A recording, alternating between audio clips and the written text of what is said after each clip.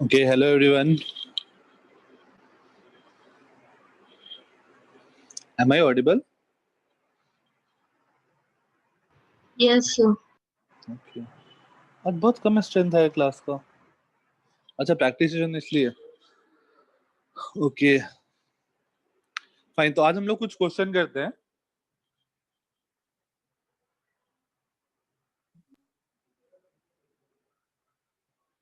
खुशी, just a minute खुशी, मैं पूछ लेता हूँ सर से।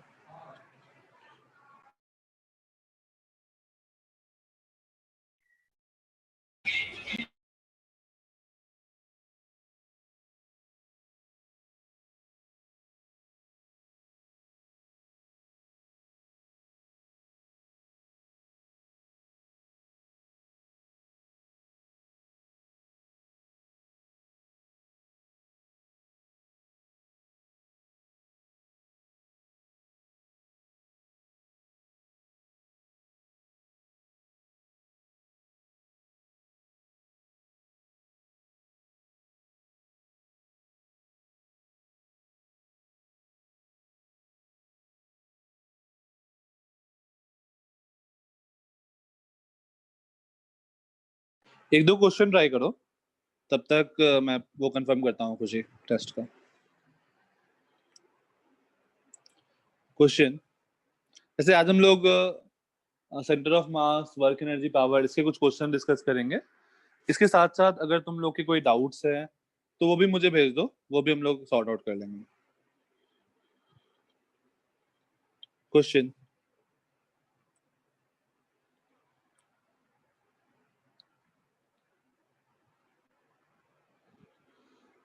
यहाँ पर एक 3 kg का मास है ओरिजिन पे, यहाँ पे एक x kg का। इसका कोऑर्डिनेट है इसका कोऑर्डिनेट पता नहीं, a, 0।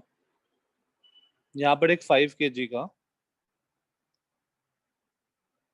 5 kg का ऑब्जेक्ट है, इसका कोऑर्डिनेट है a, 2। और यहाँ पर एक ऑब्जेक्ट है 10 kg का, इसका कोऑर्डिनेट हो गया 0, 2। if possible find the value of x and a find the value of x and a such that center of mass of the entire system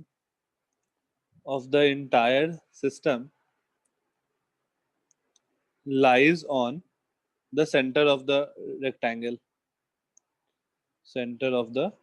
अगर ऐसा पॉसिबल होगा तब। ऐसा भी हो सकता है कि ऐसा सिचुएशन ही पॉसिबल ना हो, may be.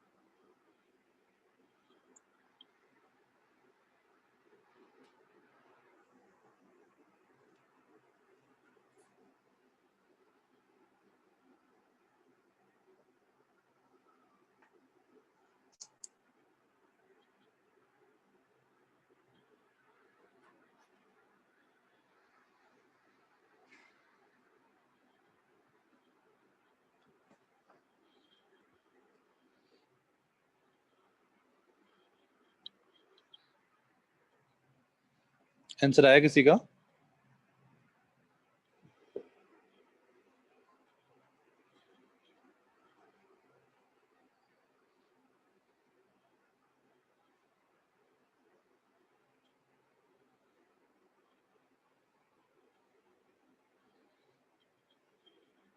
Okay, pen paper छोड़ दो, बिना पेन पेपर के ट्राई करो।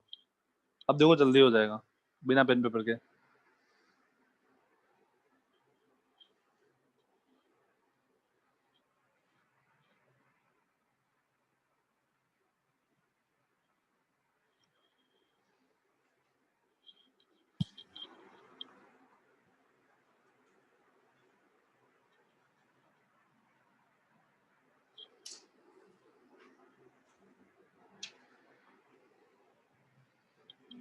श्रेया, सिचुएशन पॉसिबल है?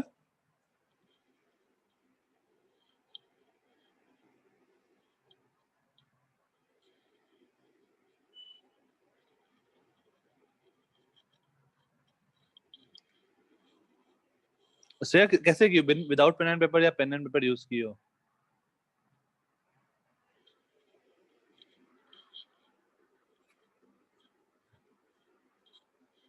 Used, okay. श्रेया देखो, एक और जगह से कैलकुलेट करो एम का वैल्यू, आई थिंक वो डिफरेंट आ जाएगा।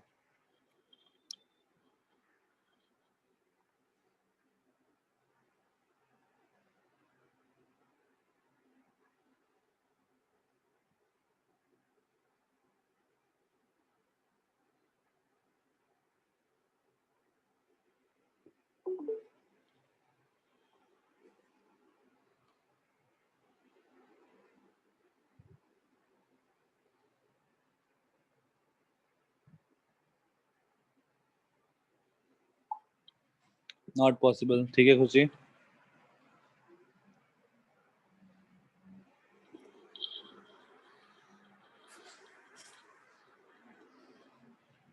ओके श्रेया, देखो सिंपल सा है।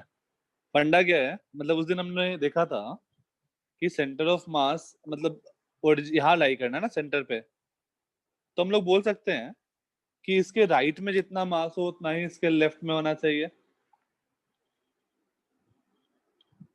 हाँ है ना? तो राइट में इसके कितना मास है? 5 + x। और लेफ्ट में कितना है? 13। तो इसको कंपेयर करोगे तो 5 + x = 13, और x आ गया 8 kg। बट साथ साथ हम लोग ये भी बोल सकते हैं ना कि इस एक्सिस के अबाउट देखो, ऊपर जितना उतना ही नीचे होना चाहिए सेंटर पे। तो ऊपर है 15 और नीचे है x + 3। तो यहाँ से आ गया x + 3 = 15, और यहाँ से आ जाएगा x = 12। तो ये दोनों क्या कर रहा है, एक दूसरे को कॉन्ट्राडिक्ट कर रहा है।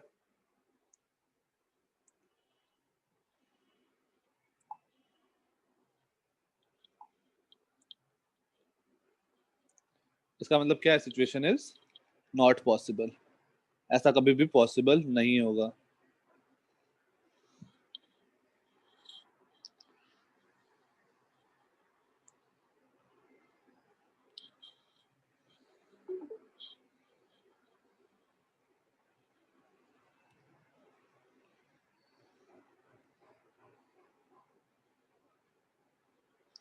डन। Next question. एक ग्रेविटी फ्री स्पेस है, ग्रेविटी फ्री स्पेस, इसमें हमने एक आइस का क्यूब रख दिया ऐसा।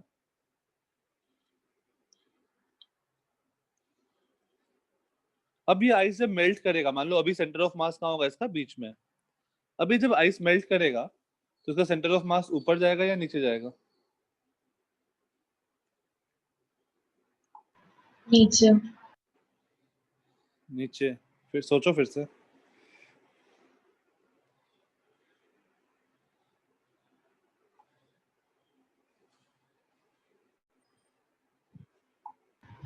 वहां ही रहेगा, वही रहेगा, क्यों? क्योंकि ग्रेविटी नहीं है, इसलिए जो लिक्विड फॉर्म मतलब पानी फॉर्म होगा वो नीचे नहीं जाएगा, वहां का वहीं रहेगा। हाँ, तो यहाँ पर सबसे ऑब्वियस डाउट ऑब्वियस होता है कि लोग सोचते हैं कि जब ये मेल्ट करेगा तो पानी ऐसा हो जाएगा। ऐसा नहीं होगा क्योंकि ग्रेविटी फ्री स्पेस है। तो वही का वही रहेगा centre of mass. Fine.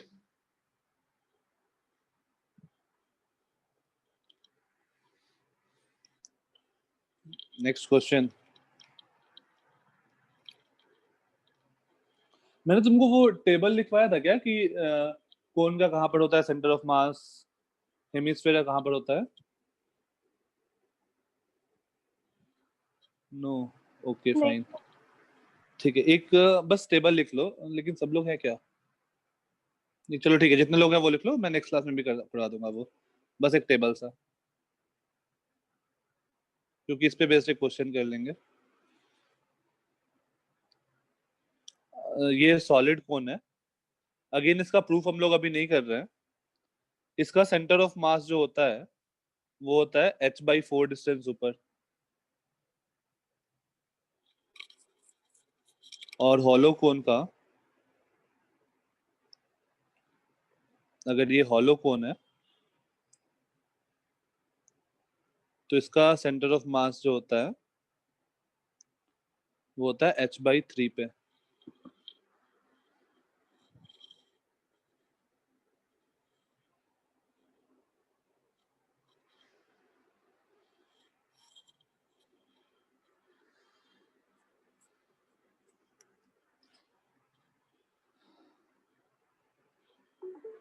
Okay, इसका इसका प्रूफ जो है वो अपने सिलेबस में नहीं है, बट इन केस अगर किसी को मन हो प्रूफ करने का, तो हम लोग ये चैप्टर जब खत्म होगा ना तो उसके बाद एक एक्स्ट्रा क्लास लेके जिनको अटेंड करना होगा वो कर सकता है। इन सारे का मैं प्रूफ करवा दूंगा, जो मैं डेटा लिख रहा हूँ अभी। Next is hollow hemisphere. Hollow hemisphere, इसका होता है r/2। पहले तो ये बताओ, अगर मैं सॉलिड लूंगा तो ये r से ज्यादा होना चाहिए या r से कम होना चाहिए?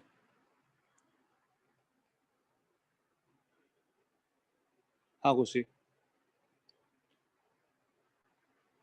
एक मिनट खुशी, ये लिख लो, फिर मैं पिछला ले आता हूँ।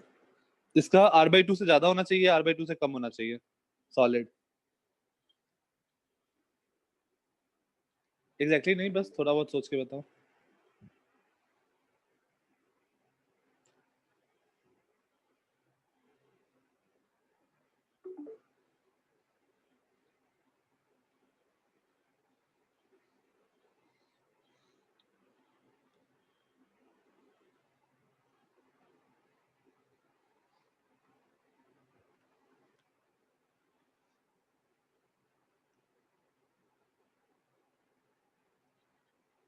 अबव नहीं खुशी, देखो मास यहाँ पर ज्यादा डिस्ट्रीब्यूट होगा ना सॉलिड स्फीयर में, नीचे ज्यादा मास होगा ना कंपेयर टू ऊपर, तो इसका नीचे होगा 3।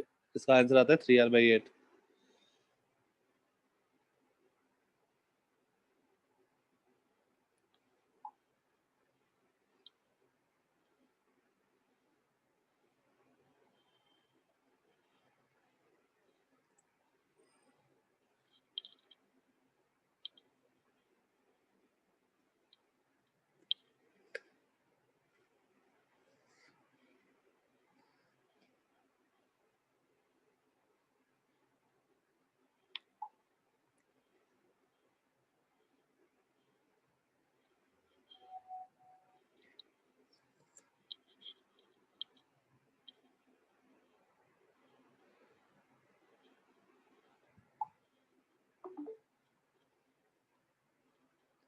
हाँ हाँ, लास्ट स्लाइड।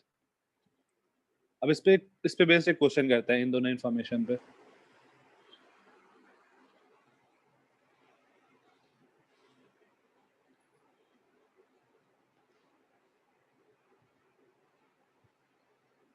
देन ओके, हाँ खुशी हो गया।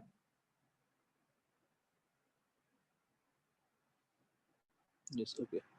क्वेश्चन, वो वाला आइसक्रीम है, मान लो ये एक आइसक्रीम है, वो सॉफ्टी वाला जो आइसक्रीम होता है ना वो,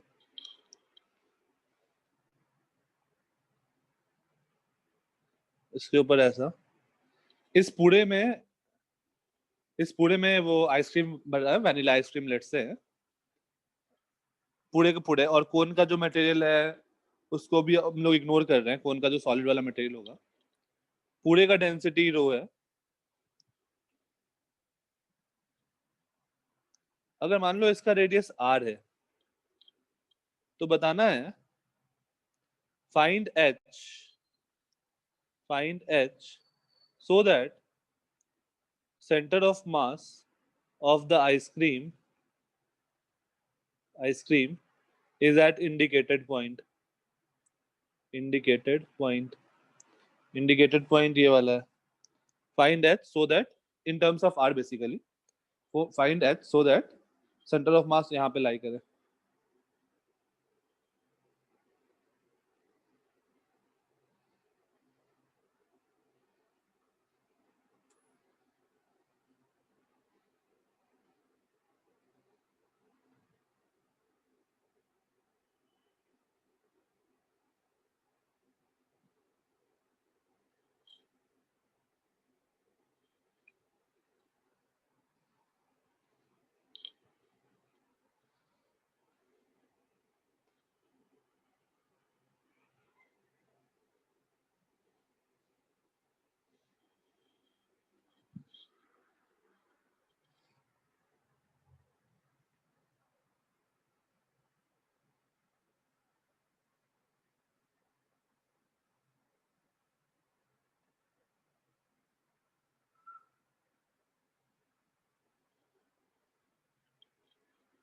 पूरे में सेम आइसक्रीम है, यहाँ पे भी डेंसिटी 2 है.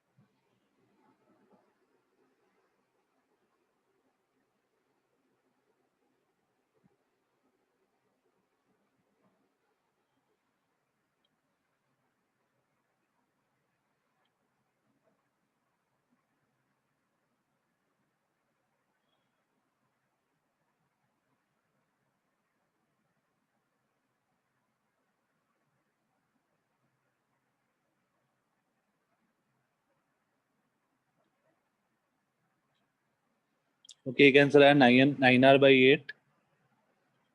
श्रेया, कैसे किया श्रेया?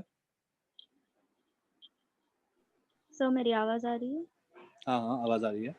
हाँ सर, वो मैंने ऊपर का जो सॉलिड हेमिस्फीयर होगा उसका सेंटर ऑफ मास लिया. हाँ फिर नीचे जो हॉलो कोन होगा उसका सेंटर ऑफ मास लिया. और अगर ठीक है. उसको वो हाँ, सेंटर पे होना है तो डिस्टेंस सेम होना चाहिए दोनों का. डिस्टेंस क्यों सेम होना चाहिए? दोनों का मास सेम है क्या? Oh sorry.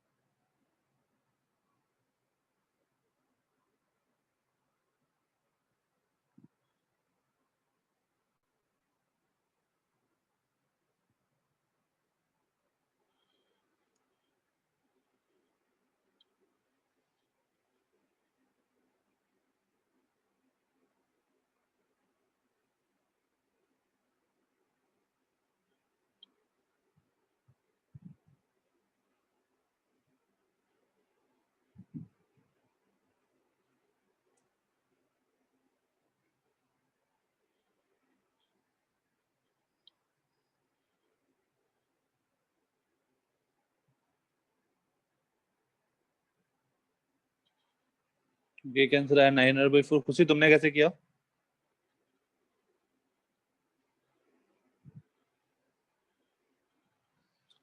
Three R by two. Khushi 9/4 या 3/2? सर 3/2 वो स्क्वायर। अच्छा, कैसे किया? मैंने वॉल्यूम और COM को मल्टीप्लाई करके दोनों को इक्वेट कर दिया। Okay fine.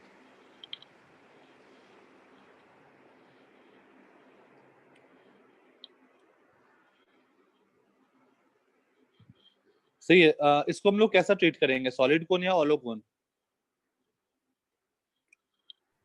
सॉलिड। सॉलिड, क्योंकि इसके अंदर तो आइसक्रीम पूरा भरा होगा ना। आइसक्रीम पूरा भरा है ना पूरे में डो का।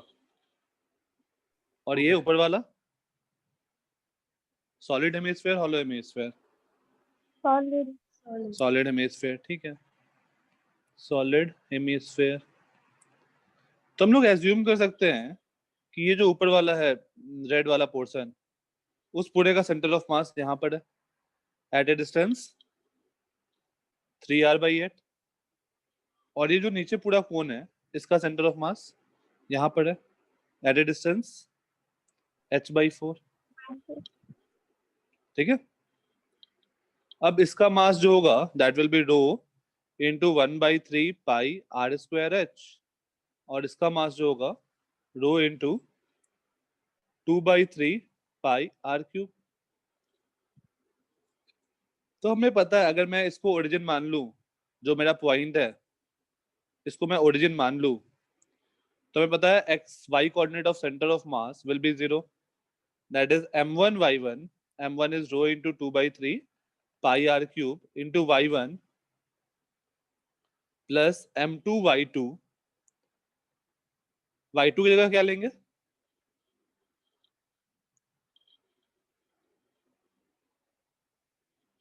-h/4, क्योंकि नीचे है वो, upon m1 plus m2 equal to 0। तो ये 0 होने वाला है, तो अपॉन वाला क्वांटिटी तो छोड़ ही दो। Rho gets cancelled by pi 3 pi and 3 gets cancelled. तो पास बच गया 2 rho r³ into 3r/8 is equals to rho r³ h²/4। यहां तक कोई दिक्कत?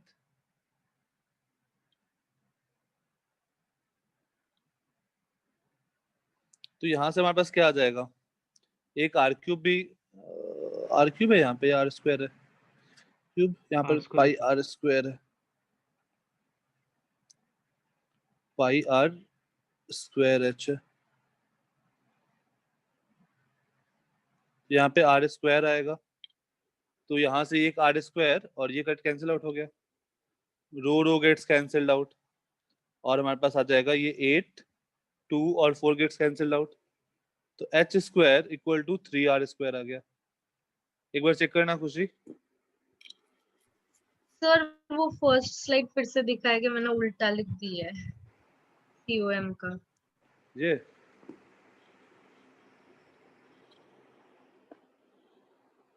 हाँ मैंने उल्टा लिख दिया था। ओके।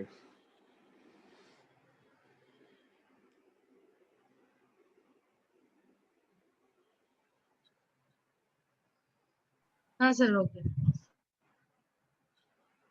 Okay next.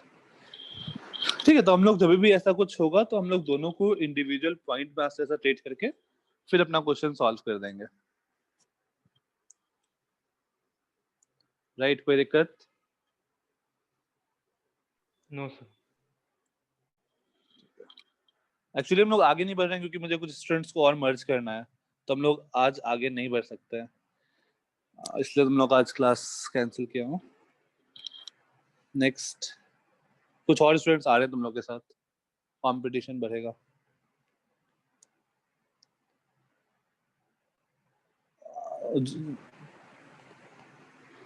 देखते हैं खुशी कल नेक्स्ट क्लास में।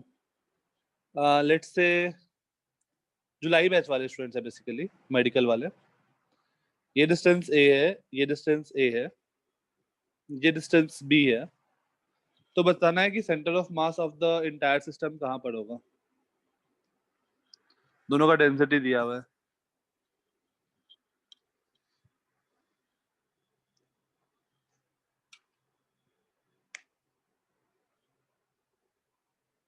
अच्छा, मैंने तुम लोग कुछ क्वेश्चन भी दिया था ना। एक क्वेश्चन दिया था ना, वो दो दो स्फीयर हम लोग कट करके हटा दिए थे। किसी ने ट्राई किया था?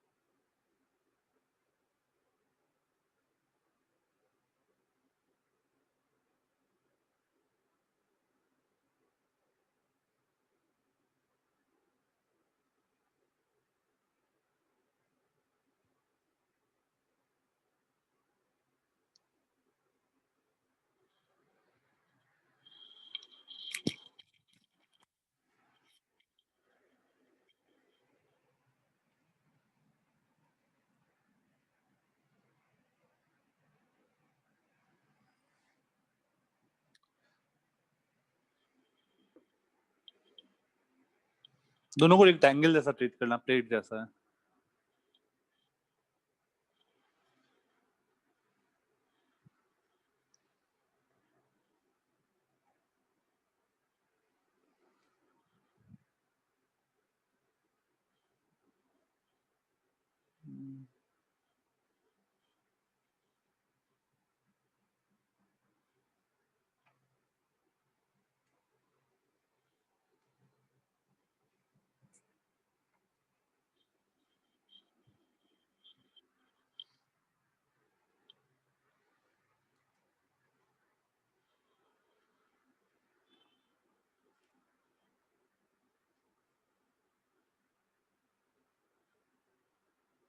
मैं कल खारगर सेंटर पे रहूंगा 3 to 6। जिनको डाउट्स होगा वो आ सकते हैं।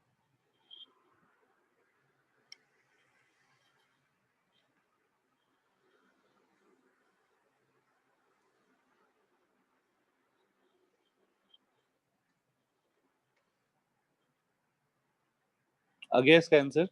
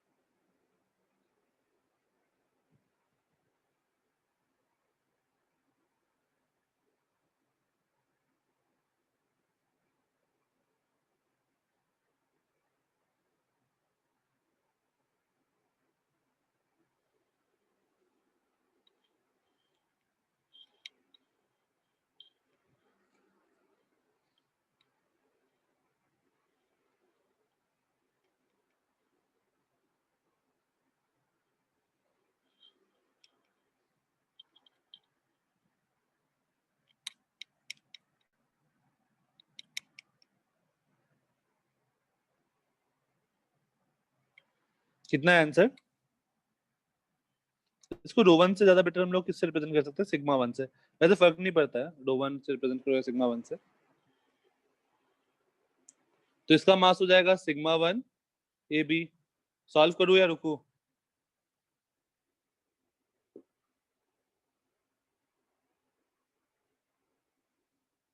ओके, तो दोनों का मास हो गया, एक का मास आ गया सिग्मा वन एक बी, इसका मास हो गया सिग्मा टू ए बी। अब हमें चाहिए क्या, X Y coordinate of centre of mass चाहिए क्या, ये हमें पता है, b/2। b/2, क्योंकि जैसा नीचे मास है वैसा ऊपर मास है, तो वाई सी तो मुझे डायरेक्टली पता है b/2। एक्स का बात करते हैं, x is equal to m1, और इसका सेंटर ऑफ मास कहाँ पर होगा, a/2 प्लस m2, इसका सेंटर ऑफ मास कहाँ पर होगा,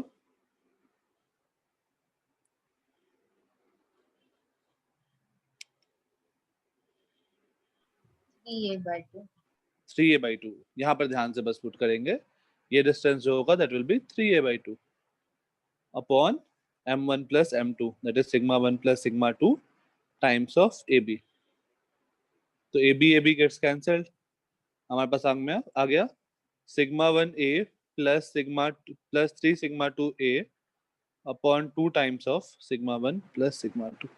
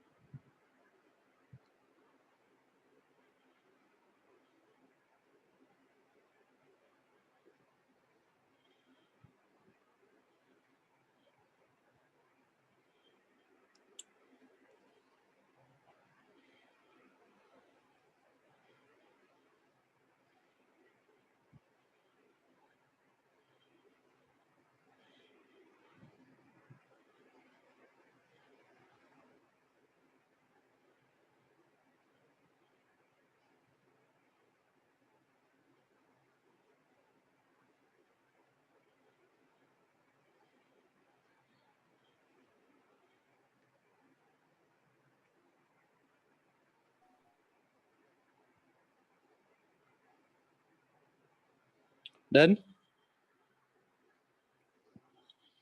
ओके, अब याद करो हमने एक ऐसा क्वेश्चन किया था, जब हम लोग वो कर रहे थे ना, वर्क एनर्जी वाला पार्ट, उसमें एक ऐसा क्वेश्चन किया था कि एक चेन है, उसका कुछ पार्ट हैंगिंग है, let's say l/3 part hanging है और 12/3 पार्ट इधर है, तो find the work done to put the hanging part back on the table. ऐसा कुछ क्वेश्चन किया था क्या, इसका हाँ मास सर। m है, yes sir. Find the amount of work, answer क्या आया था, अभी एक बार सॉल्व करके देखो क्या आ रहा है, अमाउंट ऑफ वर्क, अब फ्रिक्शनलेस सरफेस है, frictionless surface, to find the amount of work required to be done to move the hanging part, to move the hanging part back on the table, back on the table।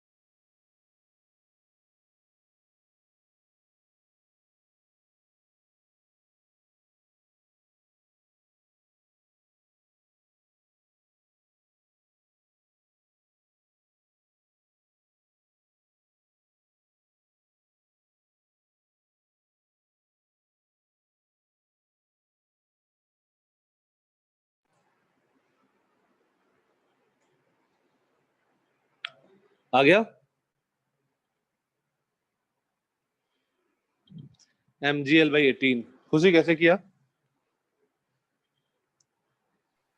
Sir जो force रहेगा वो ये जो L/3 वाला जो part है उसके equal रहेगा, मतलब जितना भी नीचे लटक रहा है वो हाँ, पार्ट। और फिर dx मूव करा के तुमने इंटीग्रेट कर दिया हाँ उसको। हाँ। ठीक है। तो हमने लास्ट जब हमने सेंटर ऑफ मास नहीं पढ़ा था तो उस टाइम वो तरीका था। और कोई कर रहा है या फिर सॉल्व करें?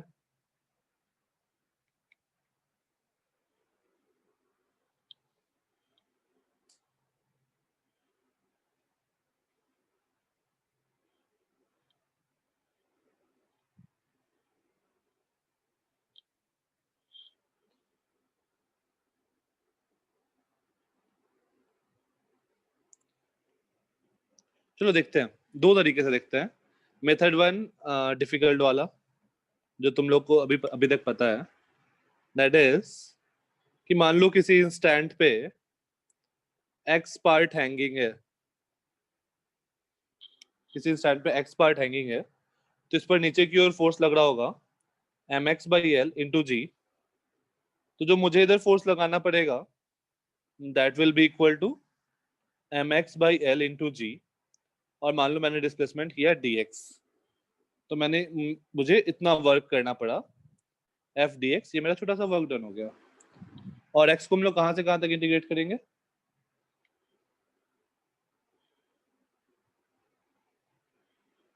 कुछ यही किया ना? हाँ सर। ठीक है, 0 to l/3। x का maximum possible value is l/3 और मिनिमम इज 0। तो यहाँ से हमारे पास आ जाएगा mg/l x dx का integration x² by 2 limit 0 to l/3। तो ये आ गया mg/l into l² by 3 9 into 2 18, that is mgl/18।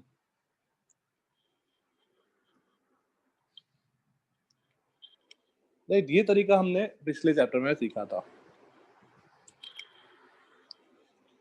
But अब सेंटर ऑफ मास पढ़ने के बाद हम लोग ये काम नहीं करेंगे। हम लोग बोलेंगे कि हैंगिंग पार्ट जो है इसका सेंटर ऑफ मास यहाँ पर होगा at a distance l/6, right. Yes. और इस हैंगिंग पार्ट का मास क्या होगा? m/3, क्योंकि l/3 पार्ट हैंगिंग है, 2l/3 इधर है, तो हैंगिंग पार्ट का मास m/3 है। तो बेसिकली मुझे यहाँ पर एक पॉइंट मास है, उस पॉइंट मास को l/6 डिस्टेंस ऊपर ले जाना है। तो वर्क डन कितना होगा? mgh, जो क्या आ गया?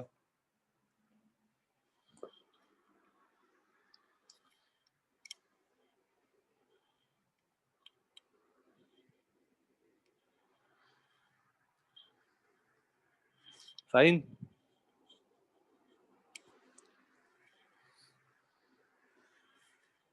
तो अगर मुझे सेंटर ऑफ मास पता है तो मैं सेंटर ऑफ मास को ओवरऑल मास जैसा ट्रीट करूंगा और क्वेश्चन खत्म, सीधा। ओके, ठीक है। अब सेंटर ऑफ मास में इससे ज्यादा हमने कुछ डिस्कस किया नहीं है, तो कुछ क्वेश्चन वर्क एनर्जी पावर पे आते हैं।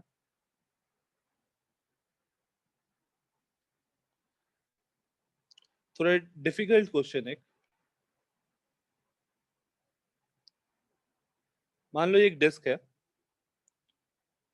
काफी हेवी डिस्क है। इसको मैं इधर एक्सलेट कर रहा हूँ विथ एन एक्सलेशन a0। यहाँ पे एक पॉइंट मास रखा, ये एंगल 90 डिग्री, पॉइंट मास रखा ऑफ मास m। तुमको बताना है जब ये स्लाइड, मतलब थोड़ी देर बाद क्या होगा, ये स्लाइड करके कुछ एंगल घूम जाएगा, यहाँ पे आ जाएगा। तो find velocity of the point mass as a function of theta। Find velocity of point mass as a function of theta।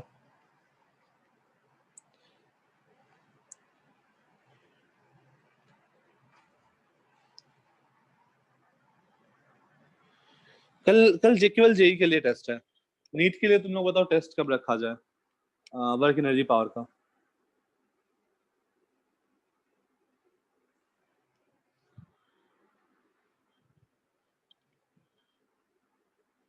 कल केवल जेई वालों का टेस्ट है। तुम लोग कौन से दिन क्लास नहीं होता है? ट्यूसडे। अच्छा, ट्यूसडे को बायो क्लास होता है।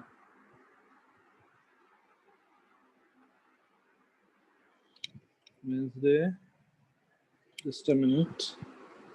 सर हमें इस वीक का ये टाइम टेबल नहीं मिला तो उसके बाद ही पता चलेगा।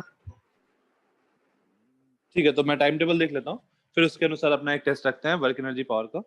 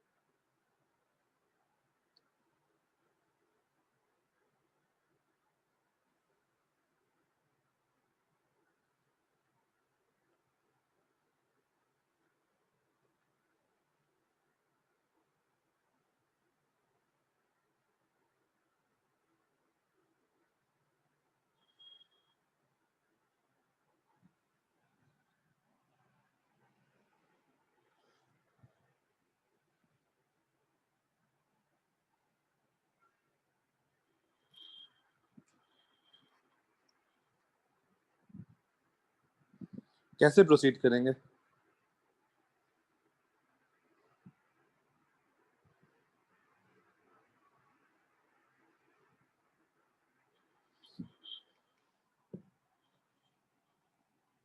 हाँ, क्वेश्चन है श्रेया कि हमारे पास एक सॉलिड हेमिस्फीयर है जो बहुत हेवी है, उसको मैं राइट की ओर मूव करा रहा हूँ with an acceleration A not. तो क्या होगा? ये पॉइंट मास नीचे गिरेगा। आफ्टर सम टाइम सिचुएशन कुछ ऐसा हो जाएगा ना कि ये पॉइंट मास नीचे घूम के यहाँ आ गया है। तो लेट्स से ये एंगल थीटा है, तुमको बताना है इसका velocity as a function of theta.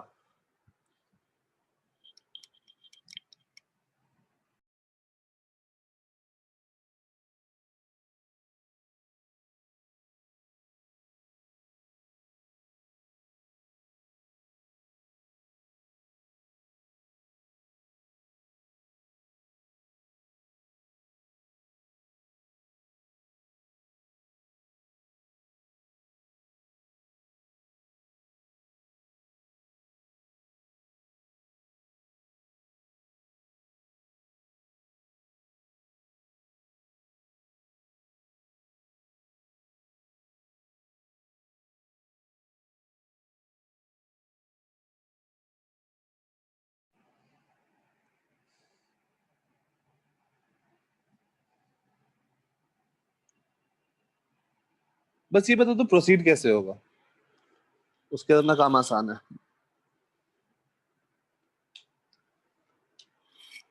हमें वो हेवी जो हेमिस्फेयर है उसके बारे में कुछ सोचना है क्या, या नहीं सोचना है?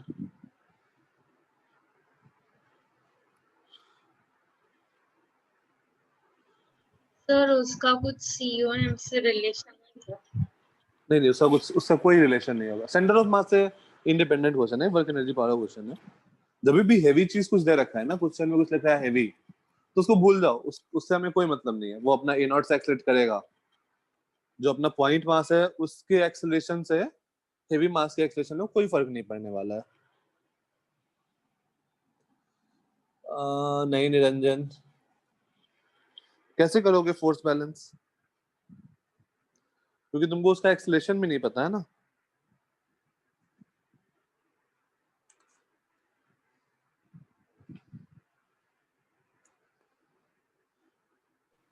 सर दूसरी साइड पे ए नॉट नहीं रहेगा उसका एक्चुअली। हाँ, वो स्यूडो फोर्स रहेगा। तो सिंपल है, अगर तुम स्यूडो फोर्स सोच ली ना, फिर तो क्वेश्चन ही खत्म हो गया। इसका एफबीडी बनाओ। तो एक फोर्स लग रहा है एम ए नॉट और एक फोर्स लग रहा है एम जी। एम ए नॉट ने कितना वर्क किया? मान लो रेडियस आर है, तो एम ए नॉट ने इसको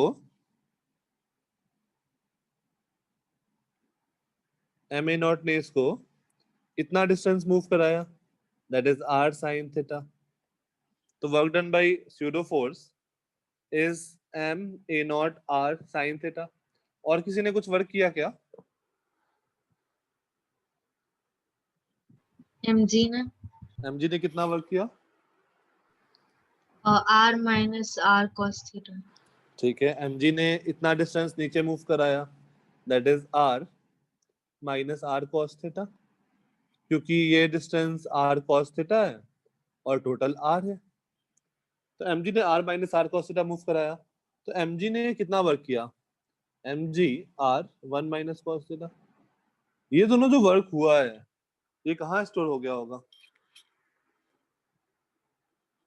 उसके काइनेटिक एनर्जी में। खत्म, half M V square.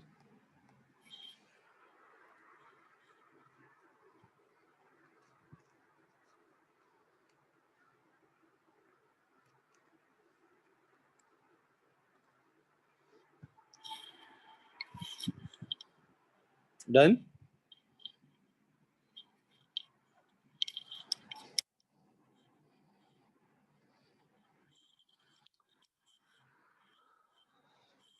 Okay, अगर किसी का कोई डाउट है तो वो मुझे भी भेज सकता है, अभी वो भी क्वेश्चन डिस्कस हो जाएगा साथ साथ।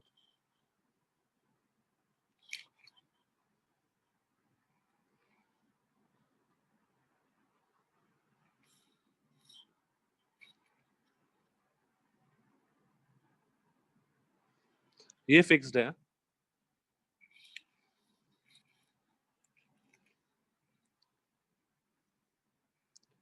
यहाँ पे एक बॉल है, इस पर मैं एफ फोर्स लगा रहा हूँ।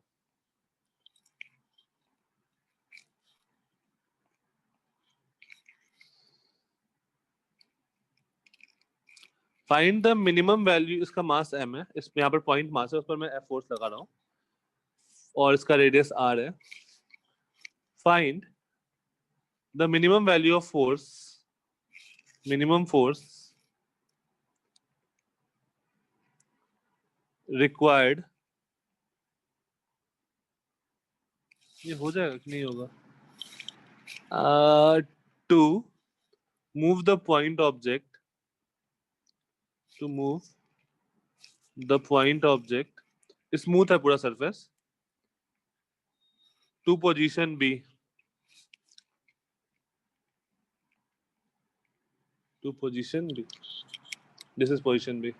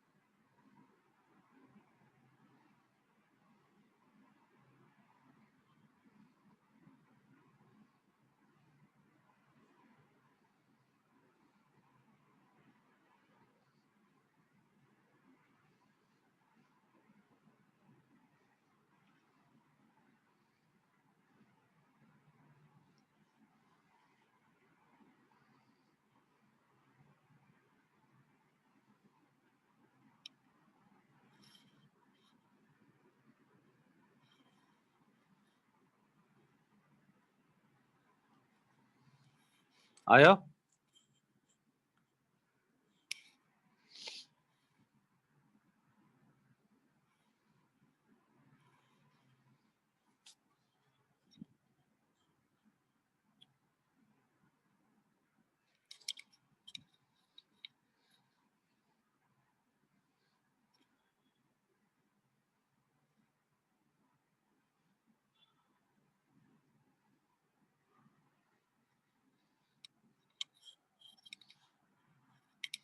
जो सिंबल्स है यहां से यहां ले जाना है तुमको, तो work done by the force क्या होगा?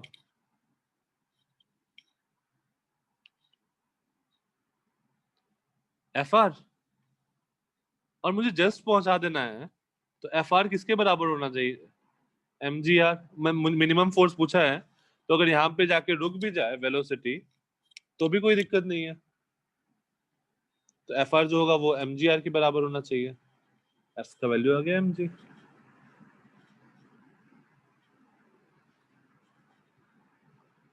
डन।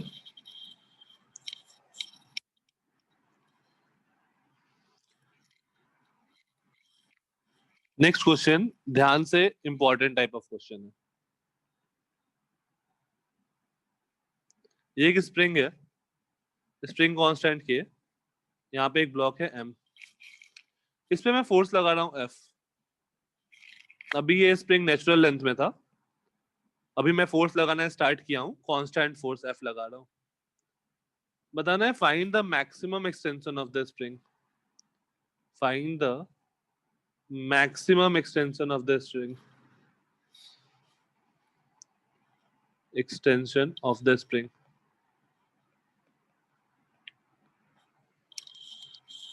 और यहां से कुछ तुमको फिर से डेटा आएगा।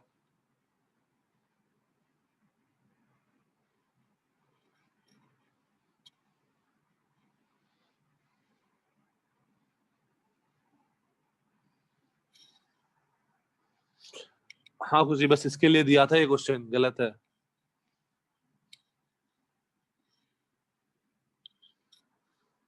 यहाँ पर ये फिक्स्ड है, ये वाला, ये आगे नहीं मूव करेगा। And surface is smooth.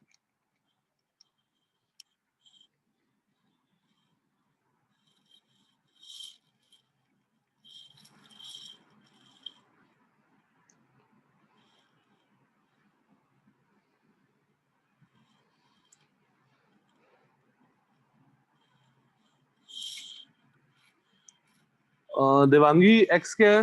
मुझे तो आंसर बस एफ के और एम के टर्म में चाहिए।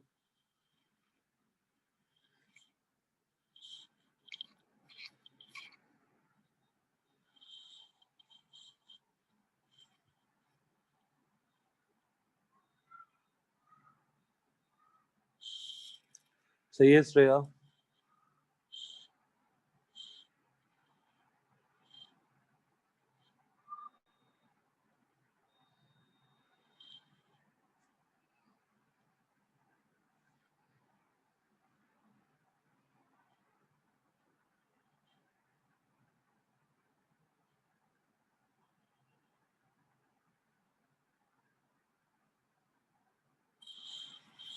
सही है खुशी। मैक्सिमम एक्सटेंशन के लिए हम लोग क्या करते हैं?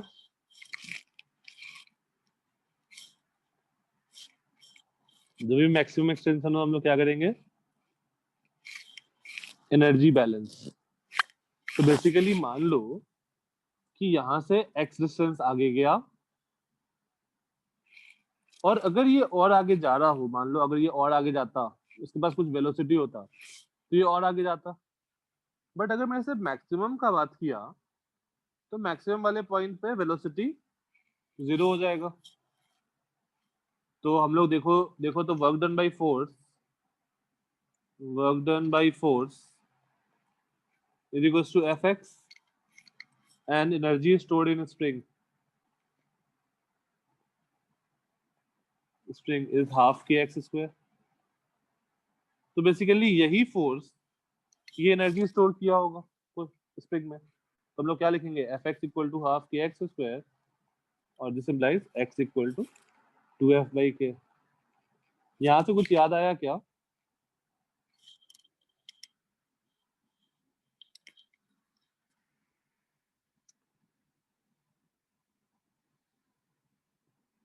हम लोग ऐसा कुछ किए थे, कुछ याद आ रहा है?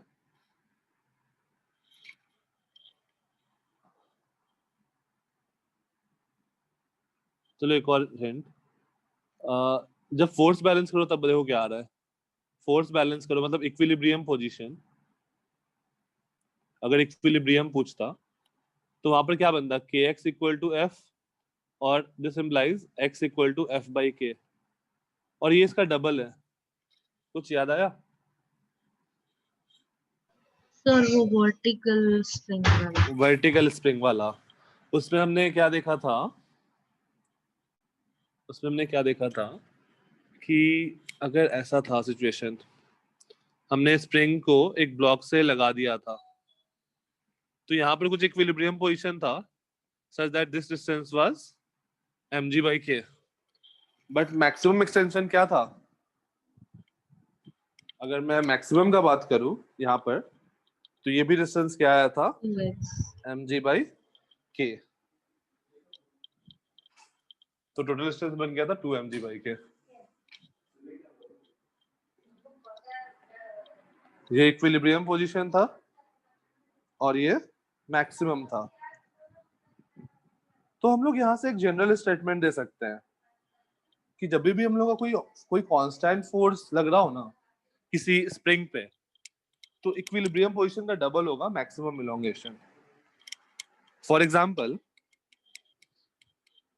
अगर तुम ऐसा बात करो, जैसे इस ये वाले केस में भी वैलिड हो गया, पीछे वाले स्प्रिंग भी वैलिड हो गया। अब जैसे मान लो यहाँ पर हमने एफ नॉट फोर्स लगा के खींच रहे हैं इसको, ठीक है, तो क्या होगा, ये ऐसे बेंड करेगा। तुमको बताना है ये एंगल मैक्सिमम कितना होगा, थीटा मैक्सिमम कितना डिफ्लेक्ट करेगा।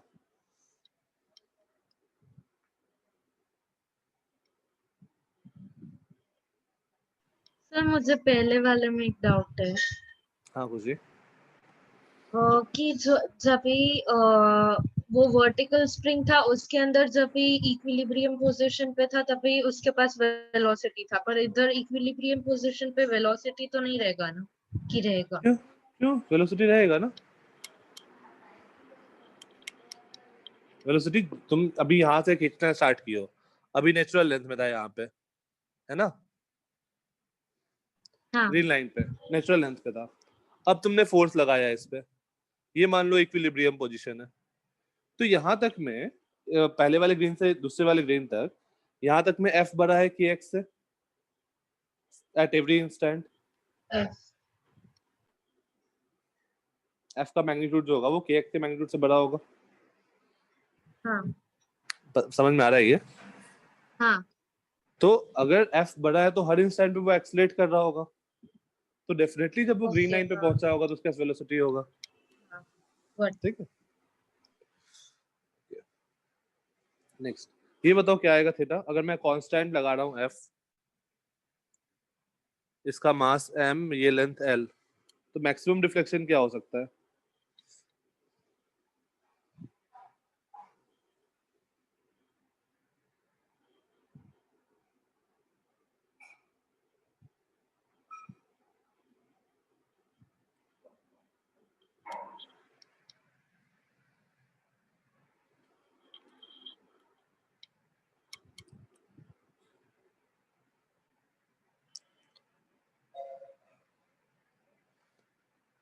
F by mg, F by mg क्या है, tan थीटा आया है श्रेया? Yes sir. वो मैक्सिमम होगा या इक्विलिब्रियम होगा?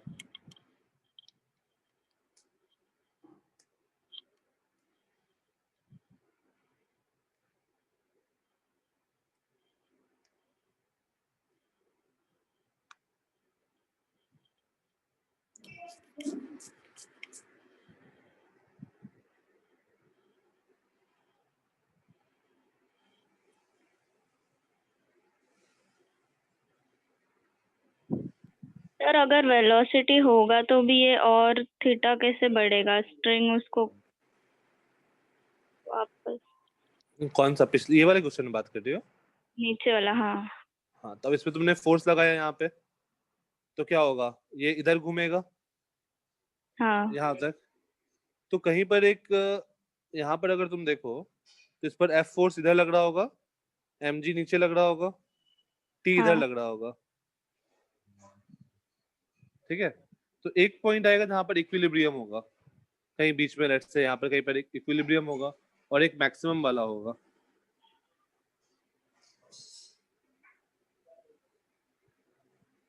इक्विलिब्रियम के लिए क्या करेंगे? आई थिंक इक्विलिब्रियम वाला तुम्हारा आंसर सही है। हाँ, देखो, इक्वेट। हाँ हाँ, इक्विलिब्रियम के लिए हम लोग क्या करेंगे कि ये यहाँ से ऐसे गया है, तो यहाँ पर है, हम लोग क्या बोलेंगे, यहाँ पर एम जी नीचे लग रहा है, यहाँ पर एफ लग रहा है। लेट्स से मैं एफ का मैग्नीट्यूड दे देता हूँ mg/2, एफ इधर लग रहा है और ये एंगल है थीटा, तो एक टेंशन इधर लग रहा होगा। अगर मैं इक्विलिब्रियम पोजीशन का बात करूं तो यहाँ पर नेट फोर्स 0 होना चाहिए, तो ये एंगल भी थीटा हो जाएगा, और हम लोग बोलेंगे टी साइन थीटा जो होगा वो एफ होगा, एंड टी कॉस थीटा जो होगा वो किसके बराबर होगा, mg, फॉर इक्विलिब्रियम। और this implies tan theta is equals to F upon mg, F को पुट कर दो mg/2 लेट से, तो यहाँ से आ जाएगा tan थीटा इज हाफ। ये मेरा इक्विलिब्रियम हुआ। मैक्सिमम के लिए क्या करेंगे?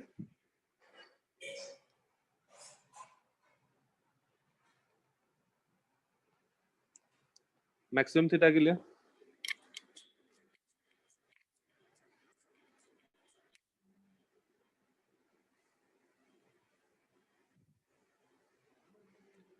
हर बार हम लोग क्या कर रहे हैं, एनर्जी।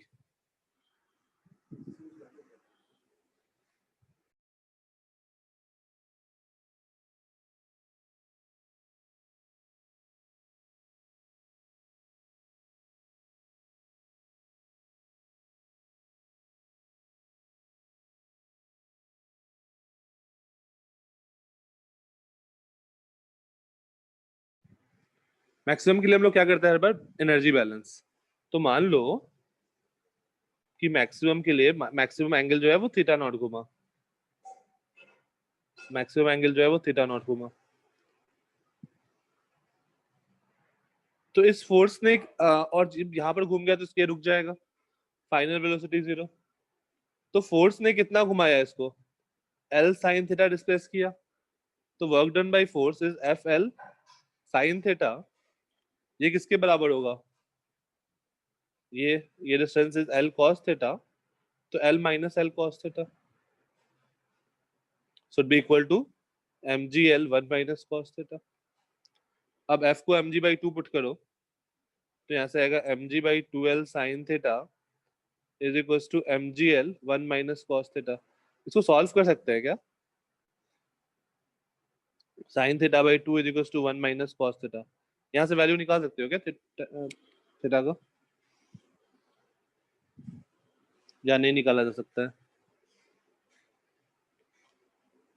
ऐसी वाली चीज को सॉल्व करने आता है तुम लोग को?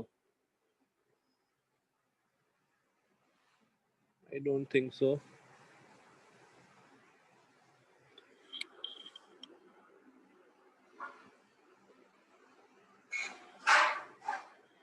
ये सॉल्व करने आता है क्या?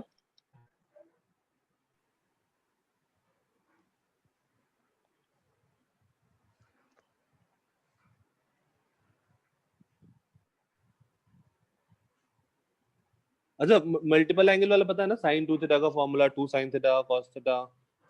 जी सर, ओके, कुछ ट्राई करो।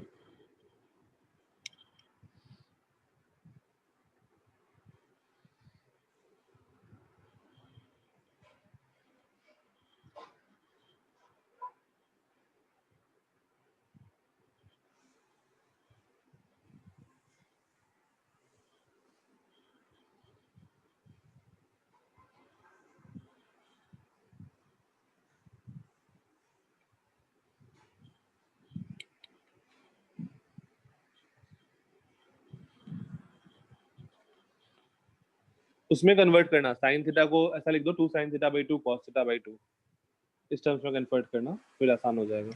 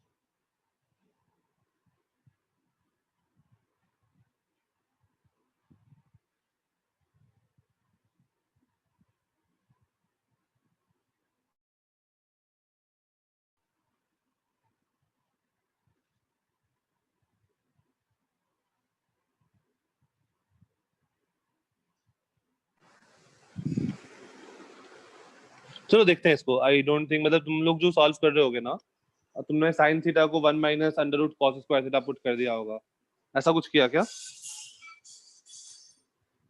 और फिर क्वाड्रेटिक सॉल्व कर रहे होगे मे बी।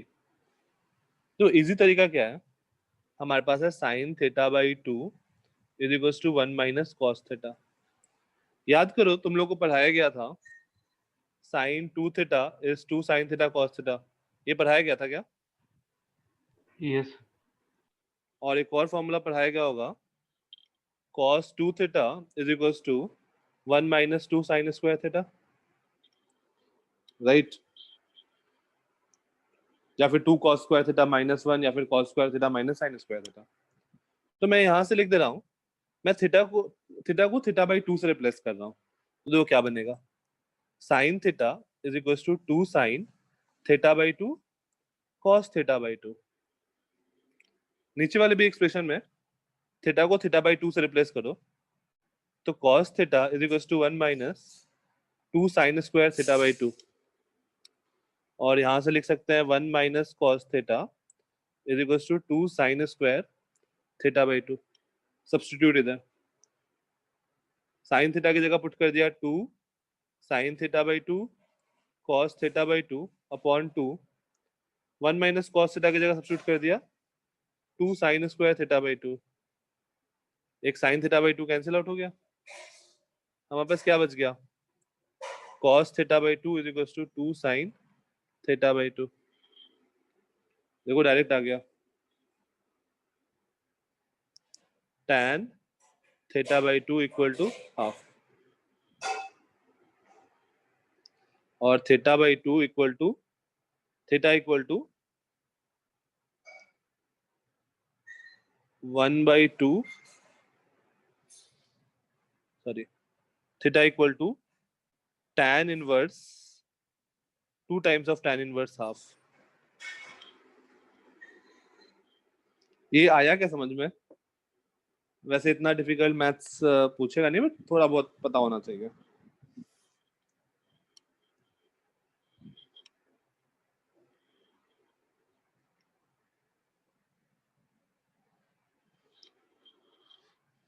ओके, कुछ इंटरेस्ट यार होना, समझ में आ रहा नहीं आ रहा है? हाँ ना, कुछ बोलो। तो बाउंस कर गया, समझ में आया?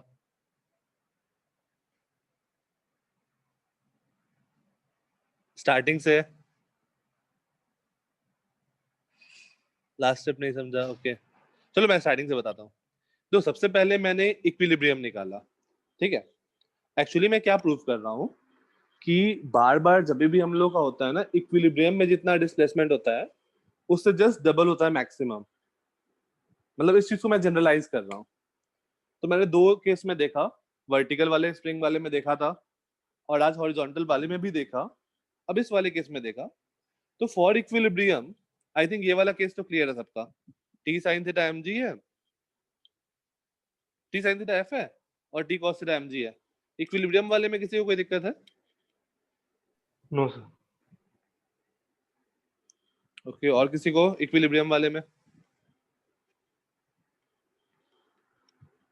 नहीं, ठीक है। तो ये इस थीटा पे, ये जो थीटा आया हमें that is tan inverse of half, इस पर इक्विलिब्रियम होगा। tan inverse of half.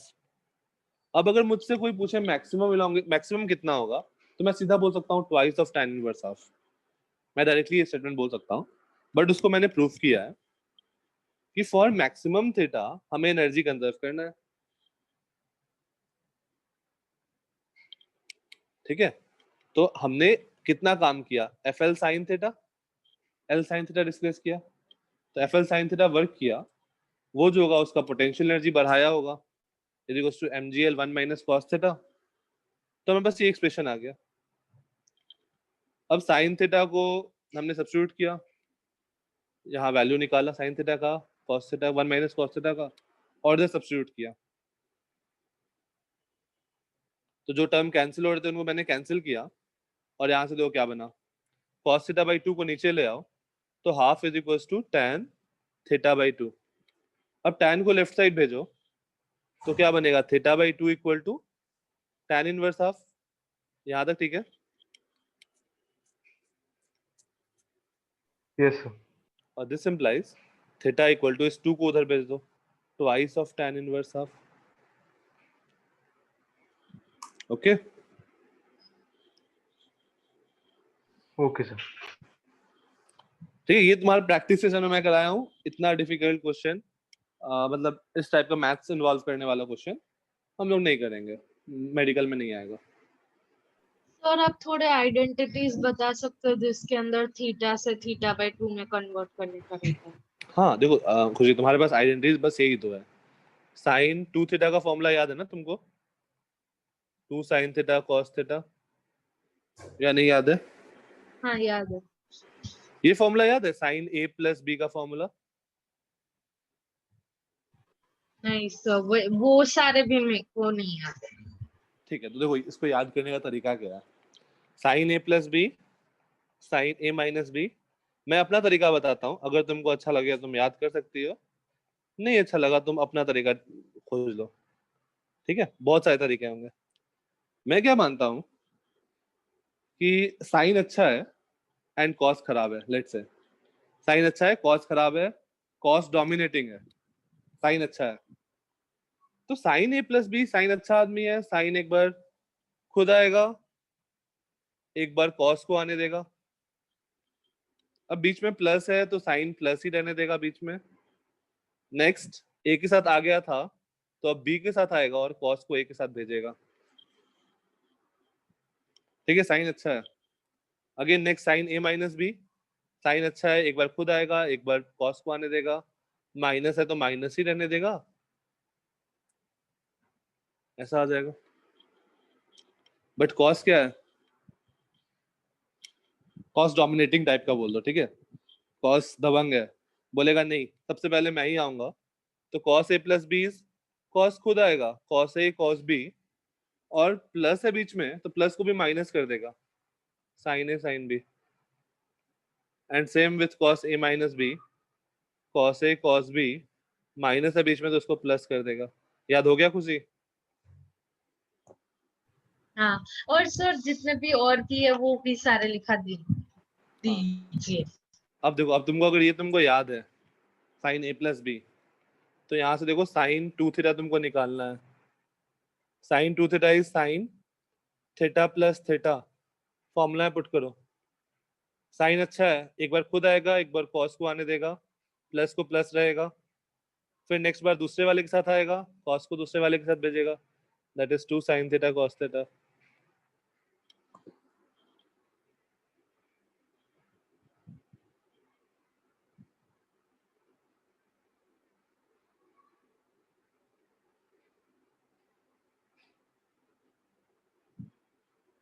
ठीक है,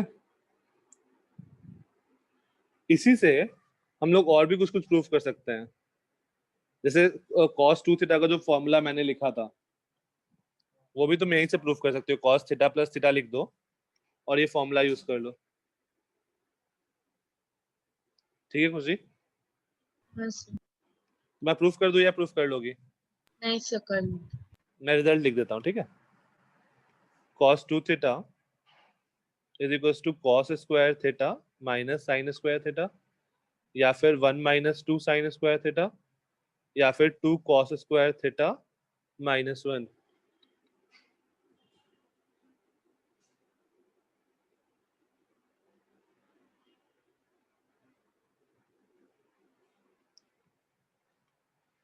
सिमिलरली sin 3 थीटा भी प्रूफ करके याद कर लेना। sin 3 theta is 3 sin theta minus 4 sin cube theta and cos 3 theta. इसको कैसे प्रूफ करेंगे?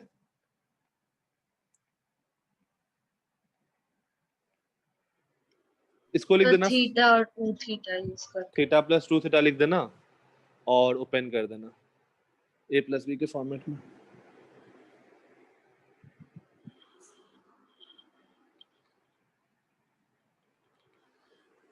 अब देखो, अब अगर तुम्हारे पास थीटा बाई 2 है, जैसे मान लो यहाँ से, तुम हर जगह थीटा को थीटा बाई 2 से रिप्लेस कर सकती हो, थीटा बाई 4 से रिप्लेस कर सकती हो, थीटा बाई 8 से रिप्लेस कर सकती हो, 2 थीटा से रिप्लेस कर सकते हैं, सारे थीटा को, फर्क नहीं पड़ता है हमें।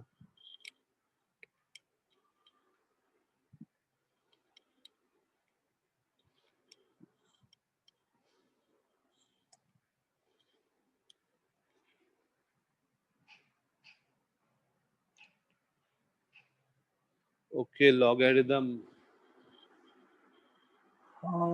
लॉगरिदम बहुत बड़ा है यार। चलो ठीक है, एक दिन लॉगरिदम डिस्कस करते हैं।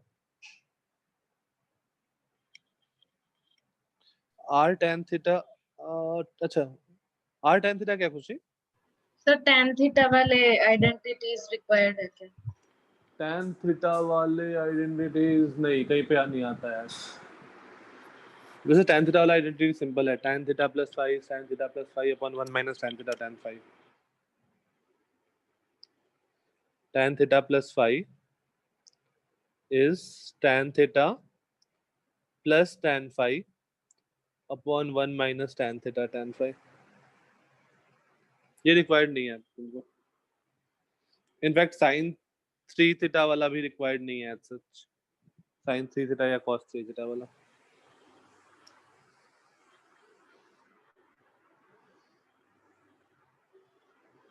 ओके, तो एक दिन हम लोग नेक्स्ट वीक में क्लास रखते हैं जिसमें हम लोग मैथ्स वाला पोर्शन डिस्कस कर लेंगे। हाँ सर, पहले जिस लॉगरिदम, और आई थिंक वो वाला भी तुम लोगों को दिक्कत होता होगा, sin 90 प्लस थीटा क्या होता है, 90 माइनस थीटा क्या होता है, हाँ वो सर। वाले। Yes sir. ठीक है, वो डिस्कस कर लेंगे। मल्टीपल एंगल्स हो जाएगा, लॉगरिदम हो जाएगा, और आई थिंक डिफरेंशिएशन तो हो गया। डिफरेंशिएशन में चेन रूल, प्रोडक्ट रूल, ऐसा में दिक्कत तो नहीं बचा है? सबको नो आता है सर। या वो भी डिस्कस करना है? सर वो आता है। आता है सर। ठीक है, ठीक है, तो रिमेनिंग हम लोग एक दिन नेक्स्ट वीक में डिस्कस करते हैं, किसी भी एक दिन क्लास में। ओके, हाँ खुशी, तुमने एक क्वेश्चन भेजा है। Okay, a block of mass m rest on a rough horizontal surface, the coefficient of friction between the block and the surface is mu. A force F equal to mg acting at an angle theta with the vertical sides of is pulled along the surface. In which of the following cases? हाँ खुशी, तो क्या करो इसमें? सबसे पहले FBT बनाओ। यहाँ पर F है और ये एंगल तुमको थीटा दिया हुआ है, तो ये वाला हो जाएगा F sin थीटा, ये हो जाएगा F cos थीटा, ये नॉर्मल, ये mg, और पीछे की ओर फ्रिक्शन। ठीक है खुशी? ओके देवांगी, देखते हैं। तो हम लोग क्या बोलेंगे कि अगर मेरा F sin थीटा ग्रेटर हो गया mu times of normal mg minus F cos theta से, तो मेरा मूव कर जाएगा।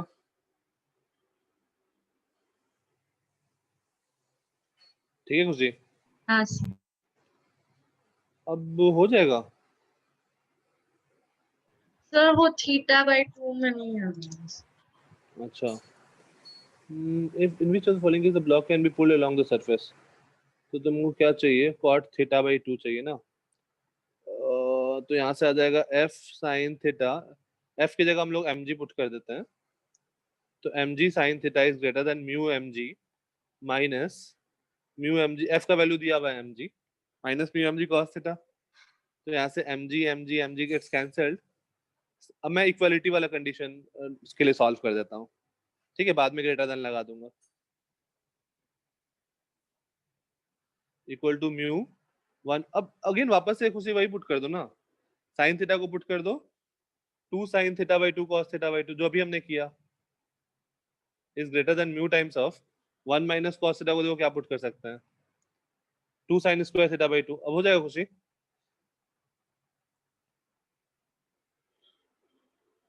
सर एक सेकंड में करती हूँ। देवांगी हाय भेजो ना कौन सा नंबर है तुम्हारा या फिर स्टार्टिंग के 3-4 नंबर डिजिट बता दो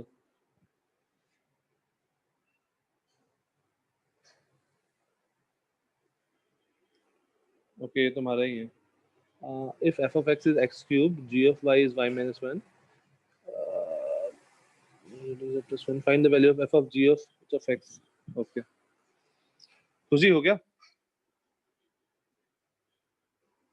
डन ओके देवांगी का क्वेश्चन है f of x is x cube g of y is y minus 1 h of z is z plus 1 find f of g of h of x ठीक है तो सबसे पहले मुझे x जो है x क्यूब उसकी जगह मुझे g वाला डालना है तो ये क्या बन जाएगा मुझे x को यहाँ पे gy से रिप्लेस करना है तो gy का होल क्यूब उसके बाद मुझे gy को मतलब बेसिकली ये बन जाएगा स्टेप बाय स्टेप आता है f of g of h of x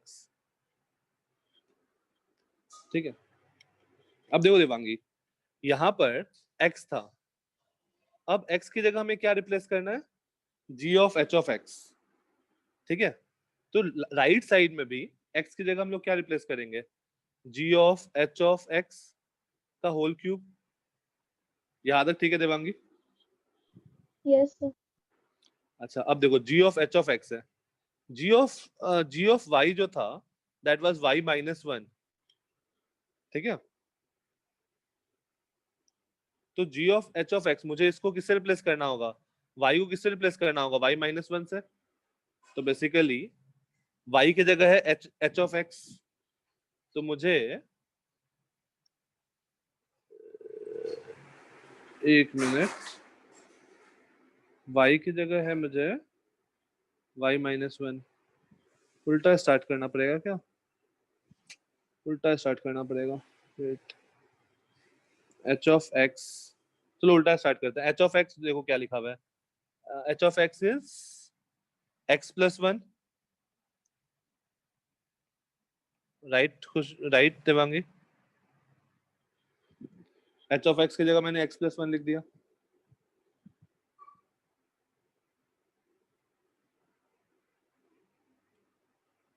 ठीक है देवांगी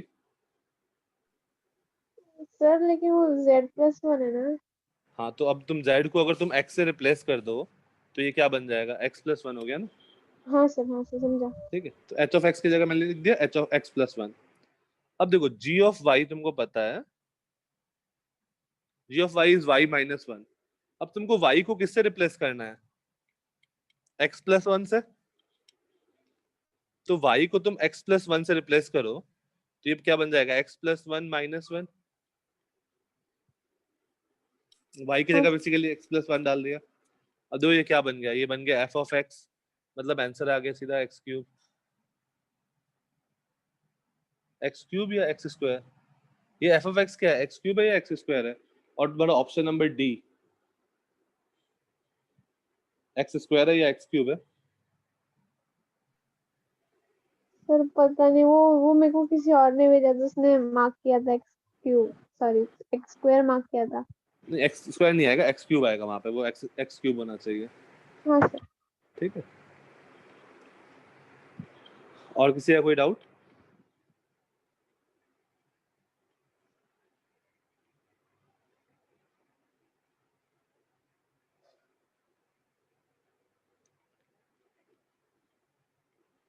ठीक है तो हम लोग यहाँ पे सेशन एंड करते हैं फिर मिलते हैं नेक्स्ट टाइम बाय बाय एक क्लास रखते हैं नेक्स्ट वीक में ठीक है मैथ्स पे